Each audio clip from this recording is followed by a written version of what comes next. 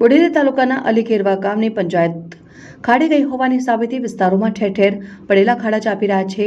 અલીખેરવાના કેટલાક એવા વિસ્તારો કે જ્યાં આજે પણ વિકાસના નામે મીંડું જોવાઈ રહ્યું છે। અલીખેરવા ગામની આમ તો 10,000 જેટલી વસ્તી છે। અહીં રહેતા લોકો પંચાયતના દરેક વેરા આપતા હોય છે, પરંતુ પંચાયત તરફ કેમ કેટલા વિસ્તારોના સુવિધા આપવામાં ધાંધ્યા કરવામાં આવે છે, કેમ સવલતોનો અભાવ જોવા મળી રહ્યો છે, કેમ પંચાયતના હોદ્દેદારોને લોકોના આરોગ્યની ચિંતા થતી નથી ને આવા અનેક સવાલો કરવામાં આવે છે, પણ જવાબ કોઈ આપવા તૈયાર નથી।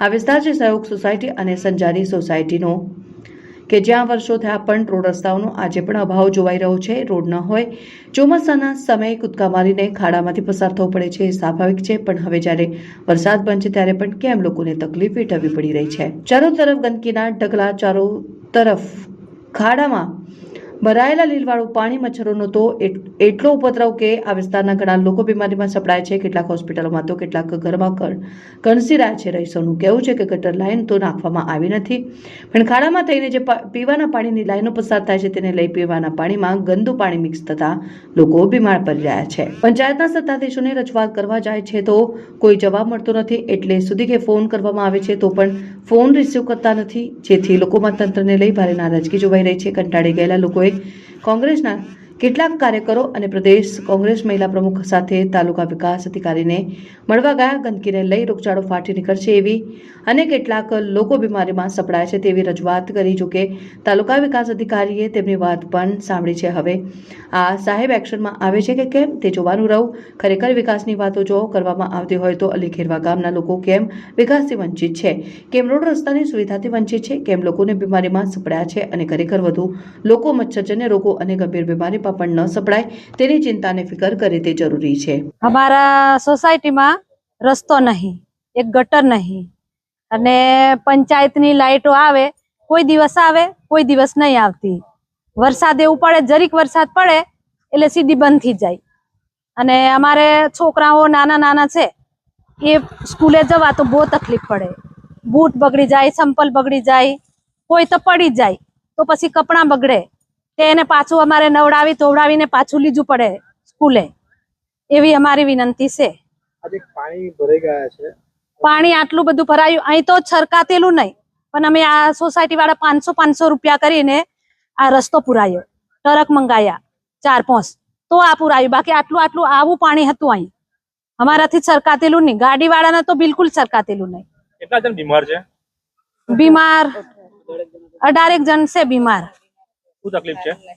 એ આ ડેન્ગ્યુ થાય, મેલેરિયા થાય, એ જ થાય।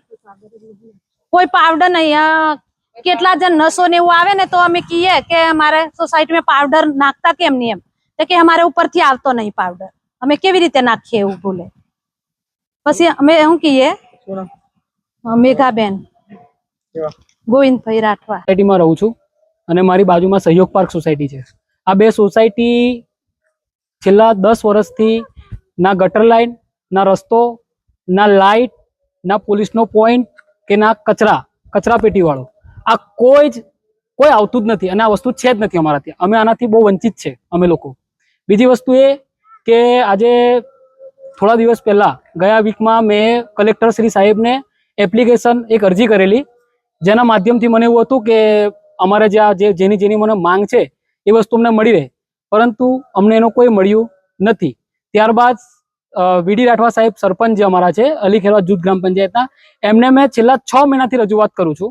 અમે બધા જ રજૂઆત કરીએ છીએ, ફોન પણ કરીએ છીએ, પણ અમારા ફોનનો કોઈ જવાબ આપતા નહીં। આજની જ વાત કરું તો આજે 6 જેટલા મેં સવારમાં કોલ કર્યા, એમને મારો કોઈ કોલ રિસીવ કર્યો નથી, બરાબર। આપણે જ્યારે પણ ફોન કરીએ પહેલા તો એવું કે તમારું કામ થઈ જશે બેટા, આજે થઈ જશે, સાંજે થઈ જશે, પણ કાંઈ કામ થતું નથી। અને ના સભ્ય, ના સરપંચ, ના અમારા એમએલએ ક્યારે પણ જોવા માટે આવતા નથી। અને આજે ચોમાસું આવે એટલે અમારે અહીંયા સોસાયટી તો આખી ખાડામાં જ છે, ના કોઈ રસ્તાના ઠેકાણા, ના કોઈ ગટરના ઠેકાણા। એના હિસાબે અમારે પાણી ફૂલ ભરાઈ જાય છે અને આ જ પાણી, ચોમાસાનું પાણી, શિયાળો ઉનાળા સુધી આ પાણી રહે છે। એના કારણે લીલ બાજી જાય છે। લીલ બાજી જાય પછી અને કેટલાક અમારે એવા બાળકો છે અહીંયા 18 જેટલા છે, ટોટલ 4 દિવસની 18 જેટલા, આજે ના છૂટકે અમારે બધાએ બહાર આવી અને પ્રેસ મીડિયાને અમારે જાણ કરવી, અમે જાણ કરી। કલેક્ટર સાહેબને બી આજે મેં ટેલિફોનિક કોલ કરીને બધી જે અમારી વાત છે, જે અમારી રજૂઆત છે, એ અમારા અહીંના નીચલા કક્ષાના કોઈ પણ અમારા કર્મચારી સાંભળતા નથી। એના માટે અમારે આજે કલેક્ટર સાહેબશ્રીને રજૂઆત કરી। કલેક્ટર સાહેબશ્રીએ મને એવું જણાવ્યું કે આ જે છે એનું અમે જોવડાવી લેશું. જોઈએ હવે ભગવાન જાણે કે કેવું થાય છે આગળનું, એ અમને આઈડિયા નથી. પણ મેં તંત્ર પાસે એવી માંગ, અમે સહયોગ પાર્ક ને સંજરી પાર્ક સોસાયટી વાળા એવી માંગ કરીએ છીએ કે અમારી જે આ જરૂરિયાત મુજબ જે અમારી વસ્તુ છે એ અમારી માંગ પૂરી કરો. પહેલી તો અમારી ગટર લાઈન, બીજી વસ્તુ કે અમારે આરસીસી રસ્તો, ત્રીજી વસ્તુ એ કે કચરા વાળો અમારા અંદર આવે, ચોથી વસ્તુ અમારી એ છે કે ડ્રેનેજ લાઈન, જે અમુક લાઈન અમારે પંચાયતની લાઈન જે ચાચકથી અમારે જે છરકે છે, જે મેન મુખ્ય બોડેલી ગામની અંદર જાય છે, એ લાઈન બધી જ તૂટી જતી હોય છે. જે મહિનાની અંદર 4 વાર લીકેજ થાય, 4 વાર લીકેજ થાય. ઘરના પૈસા અમે સોસાયટીનો ફાળો કરી અને અમે એને રિપેર કરાવતા હોઈએ છીએ. પંચાયતને અમે એની પણ રજૂઆત કરેલી છે, પંચાયતને એ પણ દેખાતું નથી. તો ખાલી વોટ લેવા માટે જ પંચાયત આવે છે અમારી પાસે. આ મારી વાત છે, હું જે તમારી સામે સમક્ષ કરું છું. આજે અલી ખેરવા જૂથ ગ્રામ પંચાયતમાં આવેલી સહયોગ સોસાયટી અને સંજરી પાર્ક સોસાયટીની કેટલીક મહિલાઓએ મને સવારે ટેલિફોન કરીને જાણ કરી કે અહીંયા આગળ મેડમ આવો ને તમે અમારી વાત સાંભળો. એટલે હું અહીંયા આગળ સ્પોટ પર આવીને જોયું તો ખરેખર એટલું બધું પાણી ભરાયેલું છે કે અહીંયા ગાડીથી આ લોકો કેવી રીતે જીવતા હશે તે મેં જોયું. અમે અહીંયા આગળ આવ્યા ત્યારે પાણીની ઉપર લીલ બાજી ગઈ છે ને એની ઉપર એટલા બધા મચ્છર છે કે એના લીધે આ લોકોએ મને જાણ કરી કે અહીંયા ગાડી 18 કેસ તો ડેન્ગ્યુના છે એમ, અને કેટલાક તો વડોદરા 4-5 જણ તો વડોદરા એડમિટ થયેલા છે. આટલી બધી તકલીફ છે. 1 વર્ષથી આ લોકો તંત્રને રજૂઆત કરે છે, કલેક્ટર સાહેબને રજૂઆત કરી, એના સ્થાનિક યુવાને કલેક્ટર સાહેબને રજૂઆત કરી અને કલેક્ટર સાહેબે એવું કીધું કે મારી જાણમાં છે, હું કરાવું છું. પણ ખબર નહીં હવે એ પણ કેવી રીતે કામ થઈ શકે છે.